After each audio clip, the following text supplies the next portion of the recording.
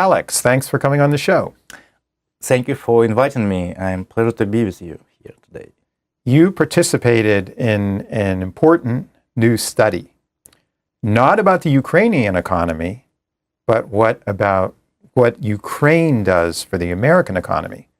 Tell me, what is the most significant thing that you learned in studying what Ukrainian-American businesses are bringing to the American economy? A really great question. Thank you for that. Ukrainian-American businesses here is a really big economical power. And what we investigated, we identified over 45,000 American-Ukrainian businesses here. And these businesses generate around 60 billion of revenue. So it equals to GDP of the North Dakota, by the way. It's a really great contribution. And these businesses created around 300,000 jobs and paid around 8.5 taxes to all different federal taxes and national taxes, so in different ways. So it's the biggest numbers which we identified right now. What gave you the idea to do this study? Idea was very simple. Why we started to do this? I had a meeting with my friend from the State Department 1 year ago, and we discussed about. I said to him, "Thank you, what the U.S. People do for Ukraine," and I asked him how we can help to the U.S. And he told me, "Alex, you know, you do a lot because you fight for the democracy, but we don't understand how big impact you do here in the United States." I asked him, "What do you mean?" "Okay, simple. How many jobs Ukrainian business created here? How many investments they mobilized? How many taxes they pay?" "Okay, challenge accepted. I will back to you in 6 months and we'll discuss again." And we start to do this research. And we start to do this. It's not easy to find because there is no database when you can tick Ukrainian business, right? So businesses should self-identify themselves. They show up. And we start to do survey. We distribute big survey. We start building coalitions with other associations and partners. Select USA joined us, and they did a lot of introductions for us. Ukrainian embassy helped us a lot. Ukrainian-American Chamber of Commerce in industry in Chicago helped a lot. And more association, organization, UKK, American Coalition for Ukraine. So many organizations joined us and helped to distribute the survey. Now, were you surprised by these findings? Absolutely. We were surprised. Everybody's surprised because you know that 8.5 billion in taxes, it's a lot. It's for schools, it's for security system, it's for any social issues which could be used by American people here. So we believe that it's really big impact for the US economy, for local community. And you can imagine 8 billion annually for 10 years is around $80 billion. So it's a really huge amount.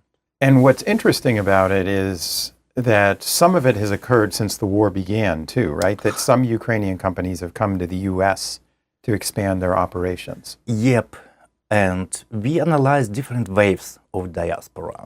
And the biggest wave, the biggest number of people arrived during the last 5 years. So, and these people created businesses. Now, what kind of businesses are we talking about too? Well, everybody knows about IT, that Ukrainians were strong in IT, technology, something like that. Like WhatsApp, Grammarly, so many others. But we're surprised to know that many other aspects and industries are also covered by Ukrainian businesses. It's manufacturing, food productions, healthcare, and tracks. Many Ukrainians created business for tracks, logistic companies. So all of them like a main street of the economy. Yeah. Now, you were just telling me that you brought over 50 mayors from Ukraine to the United States last week. Can you tell me about that? Last year. Last year. Last year. Yeah. We wanted to connect Ukrainian business, Ukrainian mayors, Ukrainian local authorities directly with financial institutions in the United States. And this was big delegations ever for the maybe 30 years when so many mayors and head of local communities arrived to DC.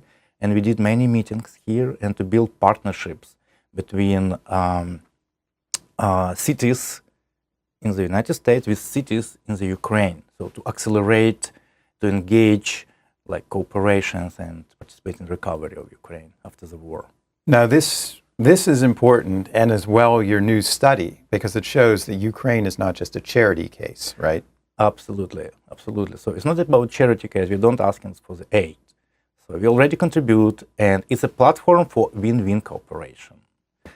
And I would emphasize one important thing, that Ukrainian diaspora is very strong here in the United States. And there is a lot of trust to them. And they understand both markets, Ukrainian markets and American markets. Ukraine now is an asset from different perspectives: critical raw material, energy, infrastructures, agriculture, IT, dual use, by the way. And it would be great to build connections with Ukrainian diaspora businesses together with American businesses and to participate in these opportunities right now. So, because of trust. Again. So, American companies when go along to Ukraine, so, new markets, so it's scary a bit. But when you join the effort together with guys who knows both markets, so it's easy and more trust.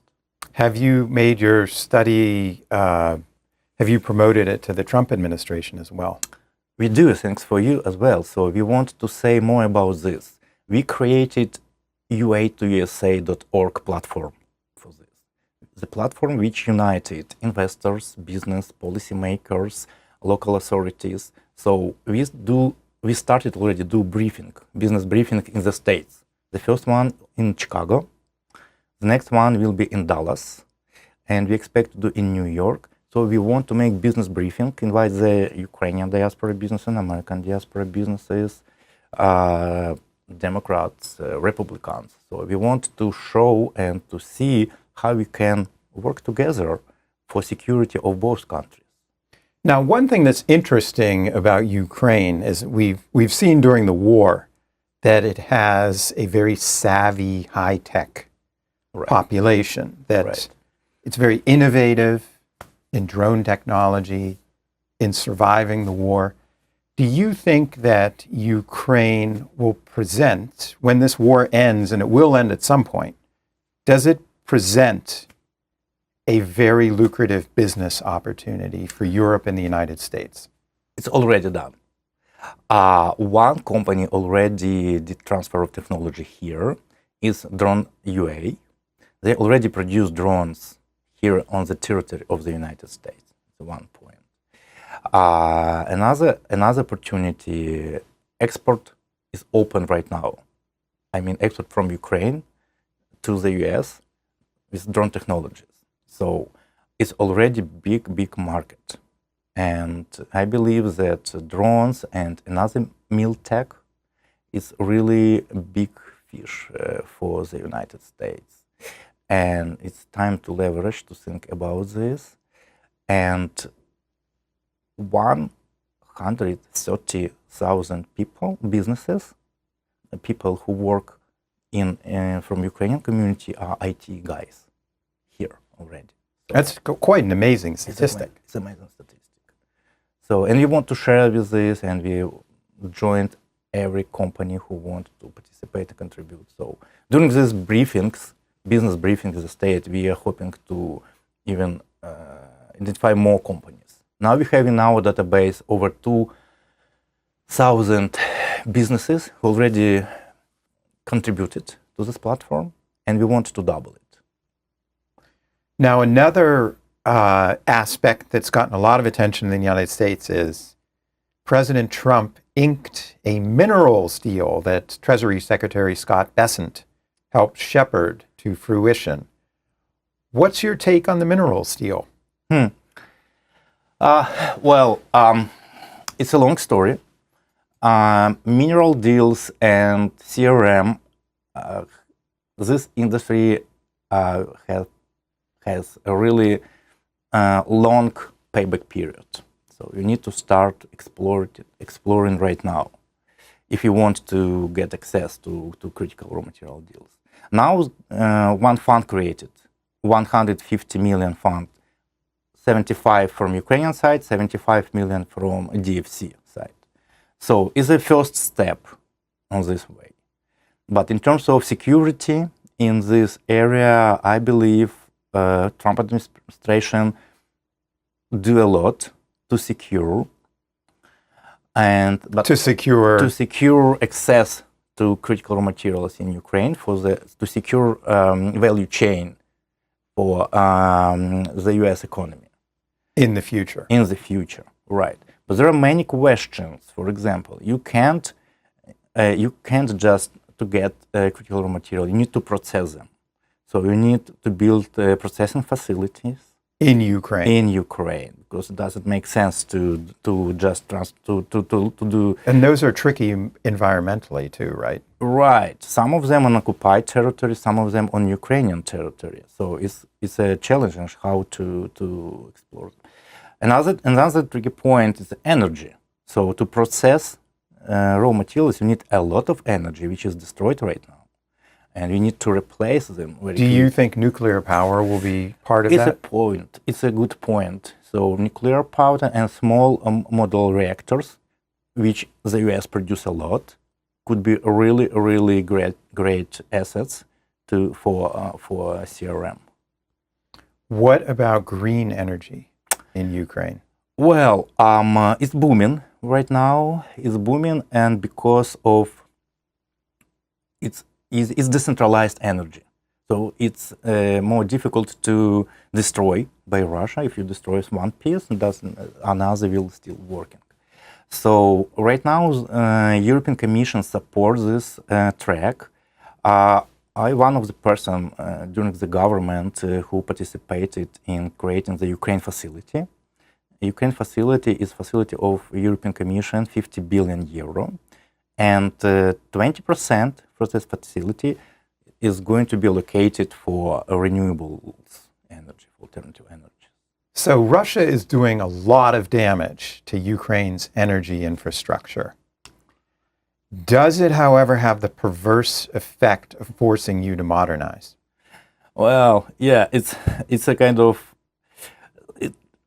why we should modernize, yes, and we always ask ourselves how to build better, or how to build better or build faster.